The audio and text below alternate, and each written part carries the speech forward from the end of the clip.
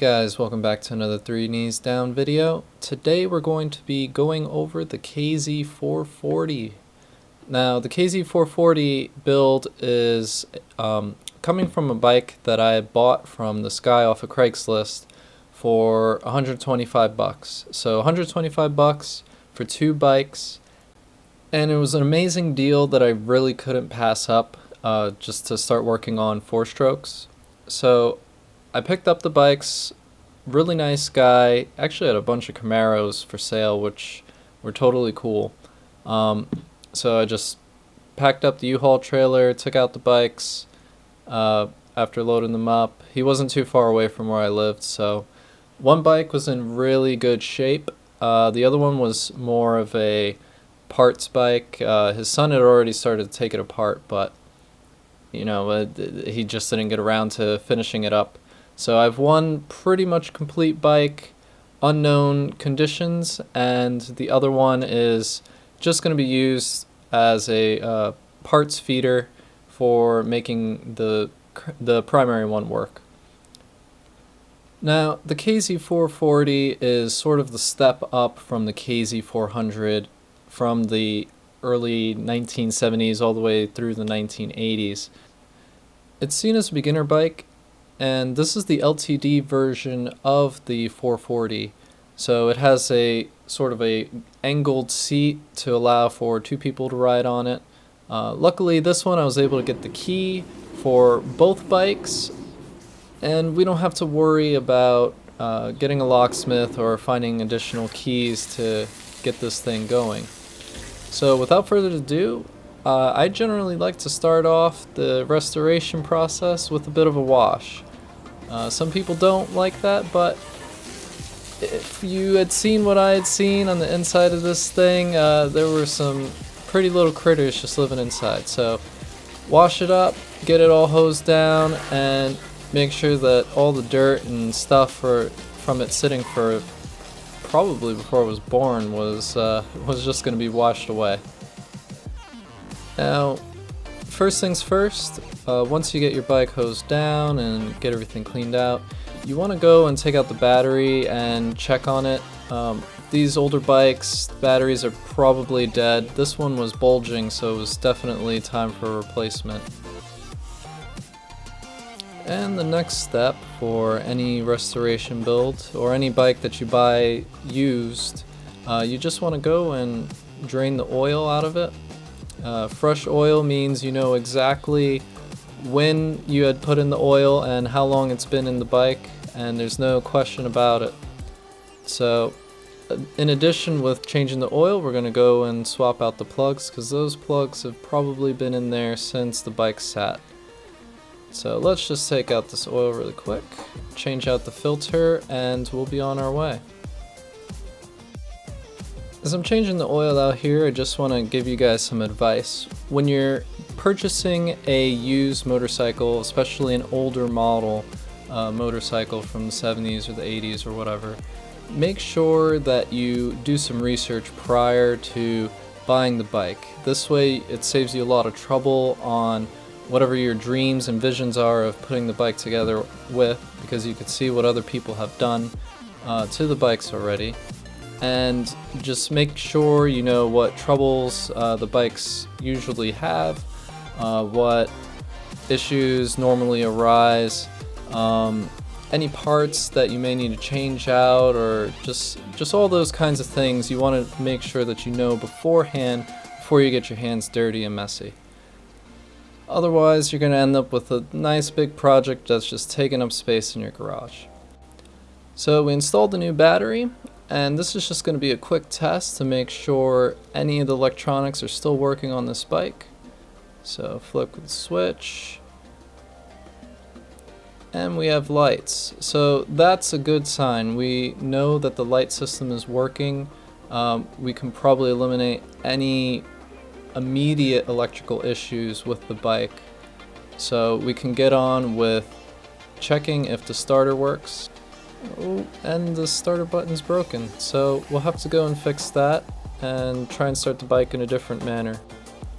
However, before we even begin to start the bike, when I removed one of the plugs I seem to have stripped it.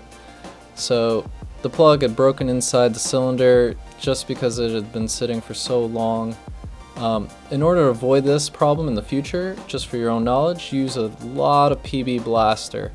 So in order to remove this, we're going to have to use an extractor tool and try and get it out. Alright. I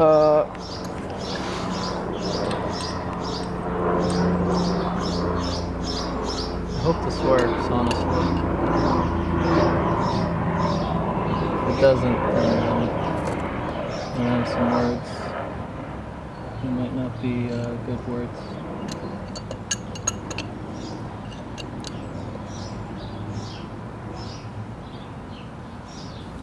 Now, in case you don't know how an extractor works, the way it works is you thread it in reverse thread, and the more you turn it, the tighter it gets in on the inside, so it pulls out and binds in with the part that's stripped inside.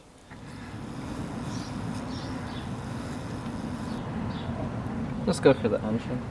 It's lubrication. I guess you're supposed to let it sit or something. What do I know? Damn, is that moving?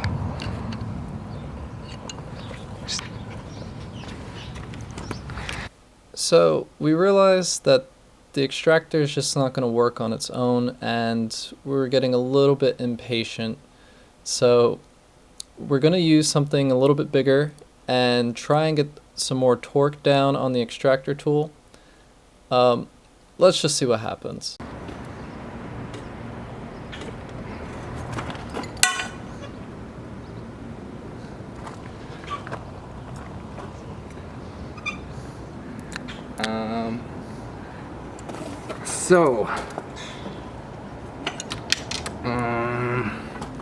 Didn't come out. Okay.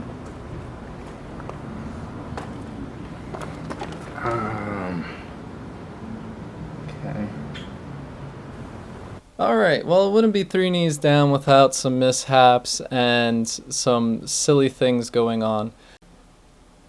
We're just going to take apart the head on this cylinder because in the condition that it was, it probably is a good idea to just disassemble everything and see what the engine is like on the inside. So I'm going to use the other engine's head as the head for this bike, and we're going to use a brand new gasket set and get everything going. I was able to pull apart the cylinder so that way we can remove the plug and broken extractor that got stuck inside of the head. So here's this here's the plug right here. So if we can focus in on that right there. It's a bit close. There we are. Alright, so we have the head and the extractor.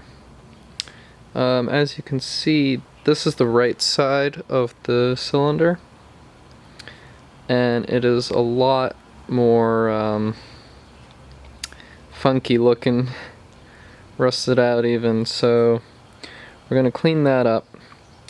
I also took apart the second engine so that way we can use the head for that from there. It makes this process a lot easier instead of just trying to sit here for days or however long it's going to take to get this extractor out.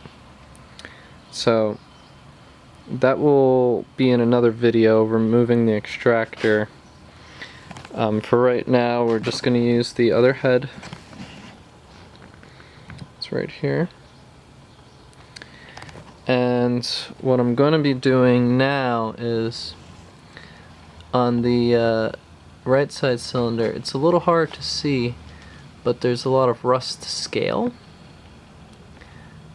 And gonna remove all of that with some good old steel wool and PB Blaster.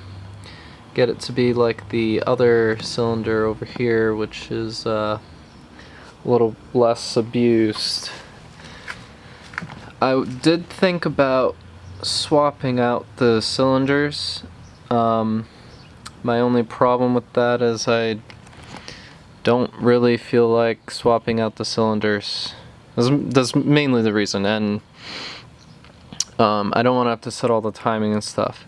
Just want to get this bike together and see how it runs normally, and then we'll proceed to take it back apart again, because this was very easy to take apart. It only took about 30 minutes.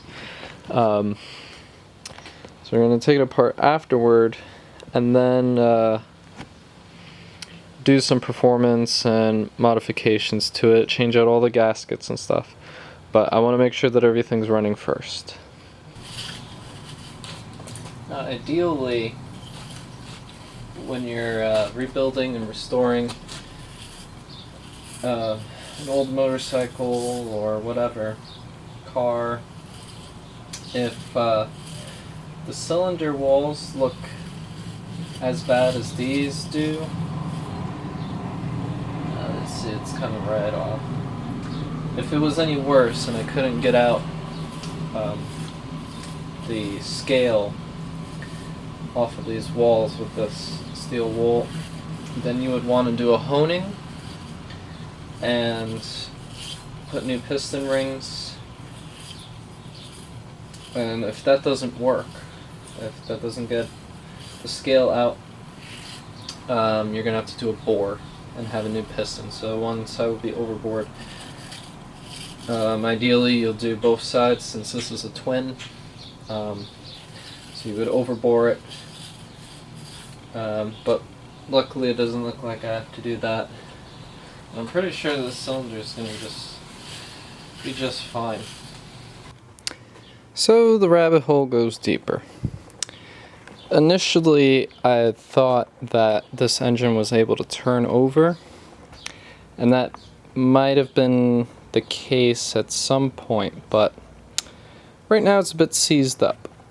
So, by the manual specification, to set the timing, we take this 17mm socket and we stick it here and rotate until we reach top dead center on the pistons, and the timing indicator should tell us top dead center. However, the crank does not move. I even riskingly tried to start it with the starter and it's just locked up. So I'm going to take the time to unseize this engine. Hopefully I don't have to remove the cylinders. I can just use some PB Blaster and maybe get it unstuck. Take a mallet and a piece of wood and just hammer on the pistons softly enough to get them loose, and hopefully that'll be enough to get it moving. So a lot more work than initially thought, and that's what happens with restorations and rebuilds. So if worse comes to worse, I know for sure that this cylinder right here, the crankshaft moves and everything, so we'll probably just swap that out for this one and hashtag deal with it. But before we do that, we'll go and rebuild this whole thing and then stick it on this frame. So a couple of gentle smacks on the right cylinder and a couple gentle smacks on the left cylinder. Loosened it right up. It didn't really take much at all to get it loosened. So set the timing to top dead center, or rather the pistons to top dead center, and just started putting the head back together. So I'm gonna end it off here, guys. On the next episode, we're going to go through and clean the carburetors now that I have the carburetors off. We also removed the left side exhaust, so we're going to have to replace that one. The left side exhaust had rusted itself completely through. And hopefully with those just minimal rebuild stuff, we can probably get the bike running and see what kind of condition it's actually in. So thanks for watching, guys, and I'll see you next time.